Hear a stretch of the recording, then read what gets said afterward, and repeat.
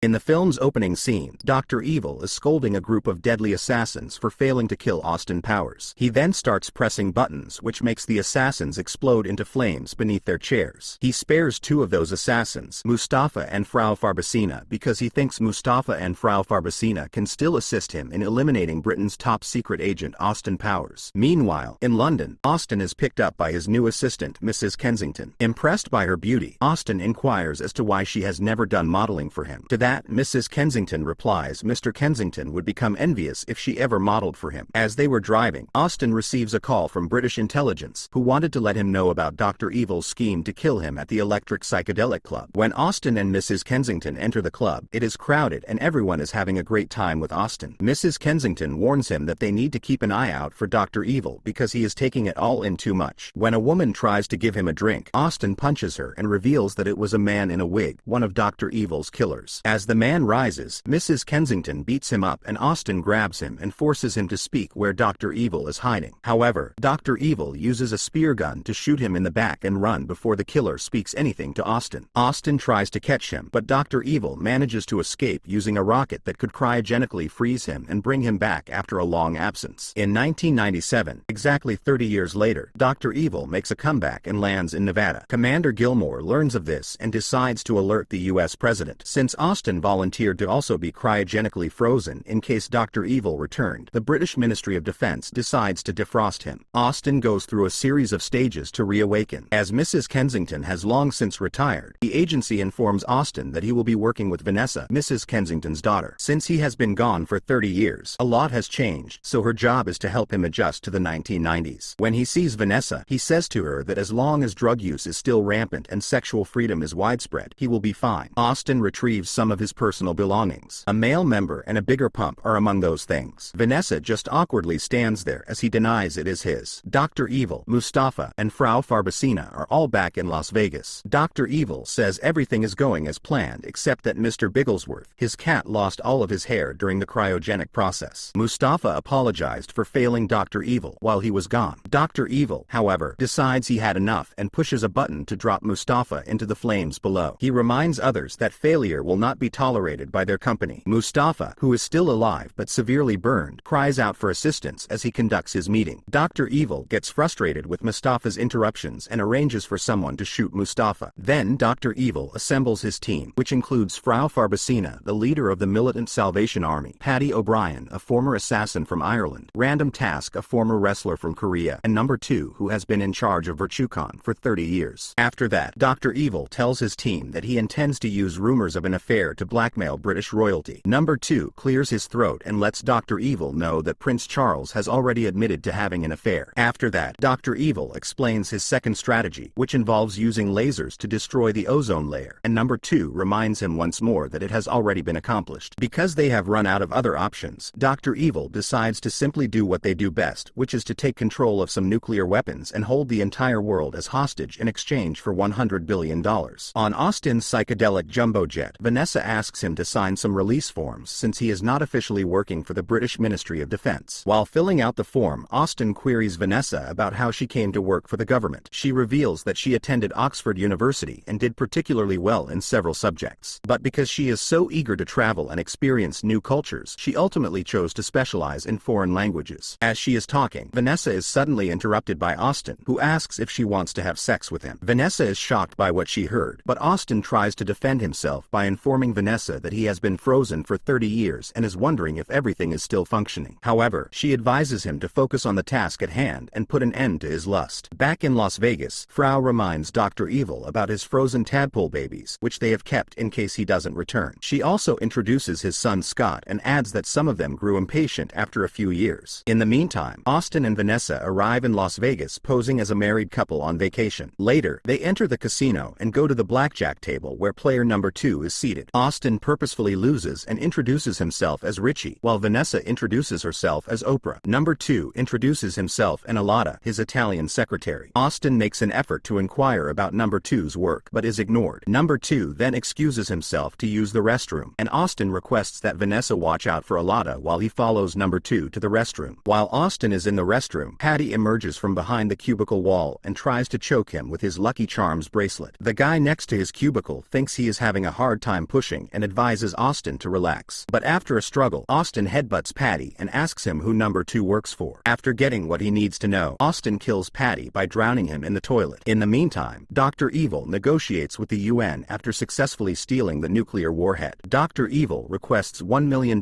in exchange for the return of a nuclear warhead. Hearing that, everyone in the room laughs. Number 2 then reminds Dr. Evil that his request should actually be for $100 billion, not $1 million. Dr. Evil corrects himself and resumes the bargaining for $100 billion. The UN, however, tells him that they do not bargain with terrorists. Instead of attempting to win them over to his side, Dr. Evil bids them farewell and ends the video call. The following day, Austin and Vanessa visit the Virtuecon headquarters. When a limo pulled up in front of the office, they noticed Mr. Bigglesworth being carried by an unidentified person in its direction. After the limo departs, Austin begins praising Vanessa and begins photographing her instead. He takes her to dinner later that evening, and they play Twister when they get back to the hotel. Before going to bed, Austin receives a video from Basil telling him to learn everything there is to know about Virtuecon. Basil instructs him to head straight to Aloda's penthouse immediately. As Austin infiltrates her penthouse, he discovers her Virtuecon files and begins taking pictures of their contents. Aloda arrives there and sees Austin just as he is finished. When she asks him what he wants, he replies that he wants to know everything about number 2. Aloda, however, tells him that they can talk about business later and then diverts him to something else. While he is looking away, she begins scrubbing his back and searching through his blazer. Back at Dr. Evil's residence, he alerts his team about Austin's impending approach and requests any ideas they may have for how to stop him. Frau shows everyone the fembots, the newest android replicant technology, and claims that those fembots will stop him. Frau then gives a demonstration by summoning security personnel and giving them orders to execute the fembots. The guards get distracted by their charm and drop their guards down. The fembots use that opportunity and shoot the guards with the gun concealed in their chests. Meanwhile, Dr. Evil and his son Scott attended a group therapy session for fathers and sons. Scott complains that Dr. Evil has been gone for all of his life and then suddenly comes back telling him to take over their family business. Dr. Evil interrupts by asking him who is going to take over the world when he dies. The counselor asks Scott what he wants to do then, to which he answers that he would like to be a veterinarian. Dr. Evil has no problem with that, but he wants him to be an evil veterinarian. Later that night, Vanessa confronts Austin and confesses her intense jealousy while apologizing for having doubts about his relationship with Aloda. Austin, however, reassures her that she need not apologize because she is correct. Upset with him, Vanessa slams the door and tells him he will be alone for the rest of his life for doing this to her. The following day, they both return to the Virtuecon corporate office as tourists. When they get to the gated area, they get off and dress like scientists. After causing havoc inside the headquarters, the two are spotted and arrested by the security guards. They will both be brought to Dr. Evil, where they will see his demonstration of his plan to end the world. Dr. Evil's strategy involves using a super strong subterranean drill to drill through the surface of the Earth and insert the nuclear warhead into the planet's core. When it explodes, every volcano on Earth will erupt and destroy the entire planet. Before killing them, Dr. Evil decides to offer Austin his last meal. During their meal, Dr. Evil introduces Scott to Austin, who then asks his father to shoot Austin and kill him instead of wasting time. But Dr. Evil has an even better idea and asks the guards to drop Austin and Vanessa into a tank filled with mustard sea bass. However, they both manage to get away from there using dental floss and toothpaste. They then go on to attack a Dr. Evil guard and feed him to the mustard sea bass. After that, Austin tells Vanessa that he already regrets what happened with Aloda and that he is fine if she chooses to have a monogamous relationship. She is happy and agrees to live together after they have done with Dr. Evil. Then Austin sneaks into a room where fembots are present. They try to seduce him, but Austin claims that they are the ones who are drawn to him by his charms and begins dancing for them. Every single fembot can't handle his sexiness, so they all explode seeing the dance he performed for them. In the meantime, Dr. Evil successfully creates the required hole and drops the nuclear warhead into the center of the planet. However, Dr. Evil's madness is stopped by Austin, Vanessa, and the rest of the British forces who arrive there just in time. After a fight, Austin successfully aborts the detonation, captures Dr. Evil, and explains to him what Austin stands for. As they were conversing, number 2 arrives, and Dr. Evil gives him the order to kill Austin. However, number 2 declines because Dr. Evil's reappearance ruined his chances of succeeding. Angry Dr. Evil kills number 2 by dropping him down the flames below his chair and hits the self-destruct button. After that, like at the beginning, Dr. Evil flees in a rocket only to be cryogenically frozen and sent into space. Austin and Vanessa also flee from there before the entire place explodes. After 3 months, Austin and Vanessa get married. While they are on their honeymoon, one of Dr. Evil's old associates, Random Task, assaults them. But Austin uses his genital pump, which he had earlier claimed wasn't his, to successfully subdue the man, allowing Vanessa to knock him out. Later, the couple walks to the balcony and Austin discovers the cryogenic chamber of Dr. Evil among the stars, where Dr. Evil swears vengeance.